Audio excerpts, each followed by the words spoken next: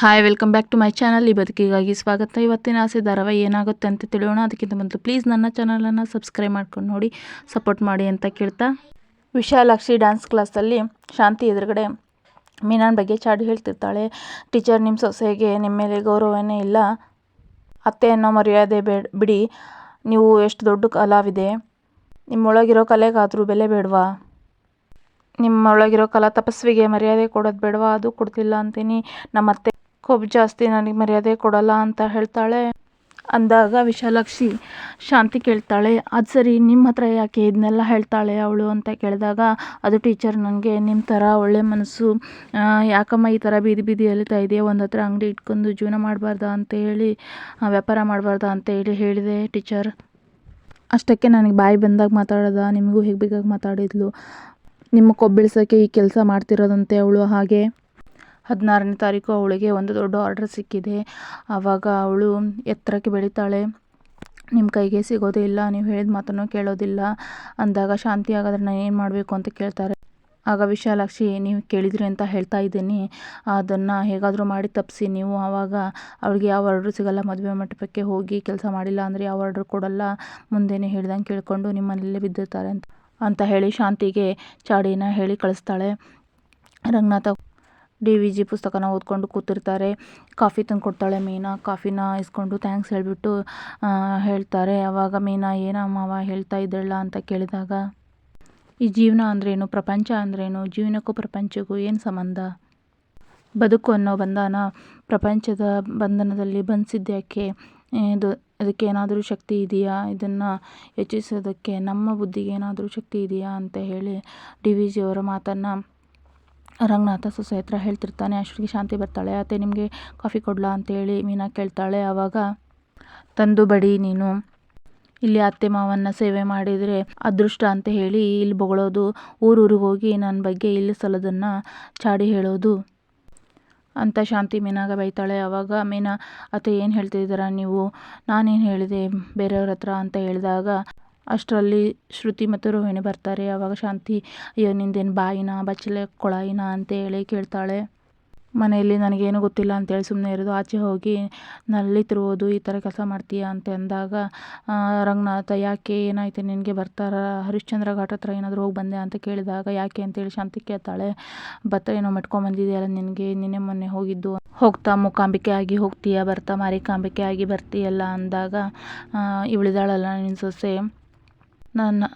ನನ್ನ ಬಗ್ಗೆ ಬೇರೆಯವ್ರ ಹತ್ರ ಹೋಗಿ ಇಲ್ಲ ಸಲ್ಲದನ್ನೆಲ್ಲ ಹೇಳ್ತಾ ಇದ್ದಾಳೆ, ನನಗೆ ಕೊಬ್ಬು ಜಾಸ್ತಿ ಇದೆ ಅಂತೆ, ಅದನ್ನು ಇವಳು ಇಳಿಸ್ತಾಳಂತೆ ಅಂತ ಹೇಳಿದಾಗ, ಶ್ರುತಿ, ಅತ್ತೆ ನಿಮಗೆ ಕೊಬ್ಬು ಜಾಸ್ತಿ, ಇದನ್ನು ನಾನು ಒಪ್ಕೋತೀನಿ, ಆದರೆ ಮೀನಾ ಅದನ್ನು ಕಡಿಮೆ ಮಾಡ್ತಾರೆ ಅಂತ ಹೇಳೋದನ್ನು ನಾನು ಒಪ್ಕೊಳ್ಳೋದಿಲ್ಲ. ಅಂದಾಗ ರೋಹಿಣಿ, ಶ್ರುತಿ, ಅತ್ತೆ ಬಗ್ಗೆ ಏನು ಮಾತಾಡ್ತಿದ್ದೀರಾ ನೀವು, ಹಾಗೆಲ್ಲ ಅತ್ತೆ ಬಗ್ಗೆ ಮಾತಾಡೋದು ತಪ್ಪು ಅಂತ ಹೇಳ್ತಾಳೆ. ಆವಾಗ ತಪ್ಪನ್ನು ತಪ್ಪು ಅಂತ ಹೇಳೋದ್ರಲ್ಲಿ ಏನು ತಪ್ಪಿದೆ ಅಂತ ಶ್ರುತಿ ಹೇಳಿದಾಗ, ಶಾಂತಿ, ಶ್ರುತಿ, ನೀನು ಈ ಮನೆ ಕಿರಿಸೊಸೆ, ಅದಕ್ಕೆ ನಾನು ತುಂಬ ಬೆಲೆ ಕೊಡ್ತಾ ಇದ್ದೀನಿ, ಸುಮ್ಮನೆ ಇದ್ಬಿಡು ಅಂತ ಹೇಳಿದಾಗ, ಸಾರಿ ಅತ್ತೆ, ನನಗೆ ಬೆಲೆ ಕೊಡ್ತಾ ಇರೋ ಕಿರಿಸೊಸೆ ಅಂತೇಳಿ ಬೆಲೆ ಕೊಡ್ತಾ ಇರೋದಲ್ಲ ನೀನು, ಈ ಮನೇಲಿ ಎಲ್ಲರಿಗಿಂತ ನಾನು ಶ್ರೀಮಂತಲು ಅಂತ ಹೇಳಿ ನನಗೆ ಬೆಲೆ ಕೊಡ್ತಾ ಇರೋದು ನೀನು ಅಂತ ಹೇಳಿ ಶ್ರುತಿ ಹೇಳ್ತಾಳೆ.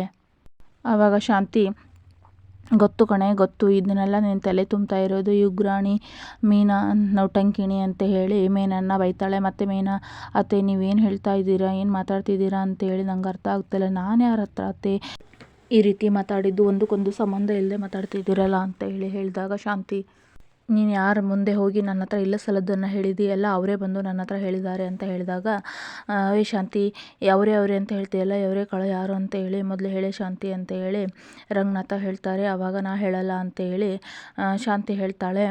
ಅವರು ನನ್ನ ಮೇಲೆ ತುಂಬ ಅಭಿಮಾನ ಇಟ್ಕೊಂಡಿದ್ದಾರೆ, ನಂಬಿಕಸ್ಥರು ಅಂತ ಹೇಳಿ ಹೇಳ್ತಾಳೆ. ಆವಾಗ ರಂಗನಾಥ, ಅದೇನು ನಂಬಿಕಸ್ಥರು ಅಂತ ಹೇಳಿದಲ್ಲ, ಆ ಪದನ ಡಿಲೀಟ್ ಮಾಡು, ಮೀನಾ ಯಾರ ಹತ್ರನೂ ಹಾಗೆ ನಿನ್ನ ಬಗ್ಗೆ ಮಾತಾಡಲ್ಲ ಕಣೆ, ಹಾಗೆ ಹೇಳಿದಾಳೆ ಅಂತ ಹೇಳಿ ಅಜ್ಯೂಮಿಂಗ್ ಎಟ್ ದ ಎಂಡ್ ಹೇಳಿದಾಳೆ ಅಂತ ಹೇಳಿ ಇಟ್ಕೊಂಡ್ರೆ, ಅವ್ರು ಯಾರೋ ಬಂದು ನಿನ್ನ ಹತ್ರ ಹೇಳಿದ್ರಲ್ಲ, ಅವ್ರು ಎಷ್ಟು ನಂಬಿಕೆಸ್ತರು ಅಂತ ಹೇಳಿ ನೀ ತಿಳ್ಕೊ ಅಂತ ಹೇಳಿ ರಂಗನಾಥ ಹೇಳ್ತಾನೆ.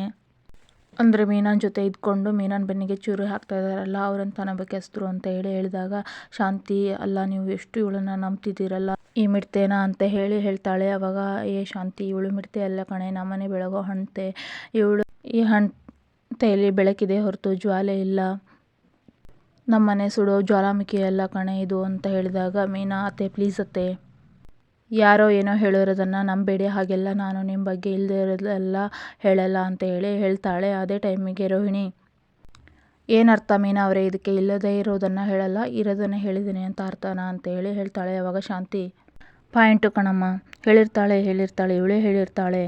ಆವಾಗ ಮೀನಾ, ಅತ್ತೆ ನನ್ನ ಕೆಲಸದಲ್ಲಿ ನಾನು ಬ್ಯುಸಿ ಇರ್ತೀನಿ ಅತ್ತೆ, ನನ್ನ ಕೆಲಸ ಆಯ್ತು ನಾನಾಯ್ತು, ನನ್ನ ಕೆಲಸದಲ್ಲೂ ಚಾಲೆಂಜ್ಗಳು ಇದ್ದೇವೆ ಅತ್ತೆ, ಅದ್ರ ಕಡೆ ಗಮನ ಕೊಡ್ತೇನೆ ಅಷ್ಟೇ ನಾನು ಅಂತ ಹೇಳಿದಾಗ ರೋಹಿಣಿ, ನಿಮ್ಮ ಕೆಲಸದಲ್ಲಿ ಚಾಲೆಂಜ್ಗಳಿರ್ತಾವ? ಏನು ಹೇಳ್ತಾ ಇದ್ದೀರಾ ನೀವು?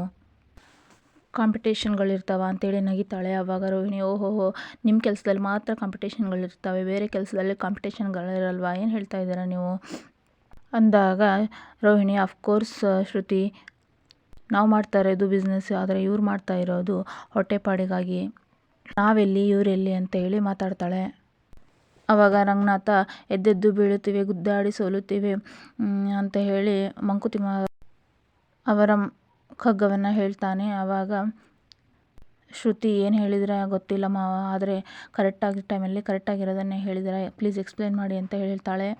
ಆವಾಗ ರಂಗನಾಥ ಮತ್ತೊಮ್ಮೆ ಆ ಮಂಕುತಿಮ್ಮನ ಕಗ್ಗದ ಭಾವಾರ್ಥವನ್ನು ತಿಳಿಸಿ ಹೇಳ್ತಾನೆ. ಆವಾಗ ಎಕ್ಸ್ಟ್ರಾರ್ಡನರಿ ಮಾವ, ಲವ್ ಇಟ್ ಅಂತೇಳಿ ಶ್ರುತಿ ಹೇಳ್ತಾಳೆ. ಅದನ್ನು ನೋಡಿಬಿಟ್ಟು ಶಾಂತಿ, ನನ್ನ ಸೊಸೆನ ನೋಡಿದರೆ ನಿಮಗೆ ಹುಣಸೆಹಣ್ಣು ಹಿಂಡಿದಂಗೆ ಆಗುತ್ತಲ್ಲ ಹೊಟ್ಟೆಲಿ ಅಂತ ಹೇಳಿದಾಗ ರಂಗನಾಥ, ಇರಲಿ ಬಿಡು, ಆ ಹುಣಸೆಹಣ್ಣು ಹುಳಿಯಿಂದನಾದರೂ ನಿಮ್ಮ ಮನಸ್ಸು ಹೊಟ್ಟೆ ಶುದ್ಧಿ ಆಗಲಿ.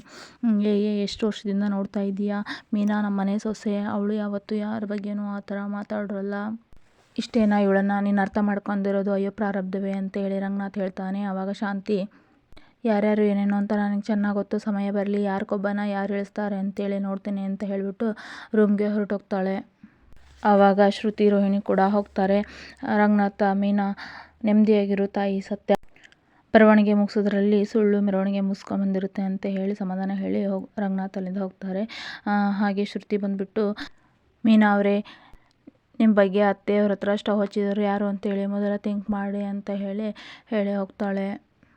ಅದೇ ಟೈಮ್ಗೆ ಸರಿಯಾಗಿ ಸೂರ್ಯ ಮನೆಗೆ ಬರ್ತಾ ಇದ್ದಾಗೆ ಕಾಲ್ ಮಾಡ್ತಾನೆ. ಚೇತು, ನಿನ್ನ ಫ್ರೆಂಡು ನನಗೆ ಸರಿಯಾಗಿ ಮುದ್ರೆ ಹೊತ್ಬಿಟ್ಟಲ್ಲಪ್ಪ ಅಂತ ಹೇಳಿದಾಗ, ಯಾರು ಅದು ಅಂತ ಹೇಳಿದಾಗ, ಅದೇ ಇದನ್ನಲ್ಲಪ್ಪ ಟ್ರಾಫಿಕ್ ಪೊಲೀಸ್ ಅರುಣು ಅಂತೇಳಿ ಚೇತು ಹೇಳ್ತಾನೆ. ಅದೇ ಯಾಕೆ ನಿನಗೆ ಹೇಗೆ ಮಾಡಿದ ಅಂತ ಹೇಳಿದಾಗ, ಸುಮ್ಮನೆ ಅಪ್ಪ ಗಾಡಿ ನಿಲ್ಲಿಸಿ ಪ್ಯಾಸೆಂಜರ್ನ ಕೆಳಗೆ ಇಳಿಸ್ಬಿಟ್ಟು ಸೀಟ್ ಬೆಲ್ಟನ್ನು ತೆಗೆಸ್ಬಿಟ್ಟು ಸೀಟ್ ಬೆಲ್ಟ್ ಹಾಕಿಲ್ಲ ಅಂತ ಹೇಳಿ ಈ ಥರ ಗಾಡಿ ಸೀಸ್ ಮಾಡೋಕ್ಕೆ ಹೋಗಿದ್ದ ಅಂತ ಹೇಳ್ತಾನೆ. ಸರಿ, ಅವನಿಗೆ ತುಂಬ ಕೊಬ್ಬಿದೆ, ಅದನ್ನು ಇಳಿಸ್ಬೇಕು, ಆಮೇಲೆ ಮಾಡ್ತೀನಿ ಅಂತೇಳಿ ಫೋನ್ ಕಟ್ ಮಾಡ್ತಾನೆ. ಅದೇ ಟೈಮಿಗೆ ಶಾಂತಿ ಅದನ್ನು ಮಾತು ಕೇಳಿಸ್ಕೊಂಡು ಆಚೆ ಬರ್ತಾಳೆ.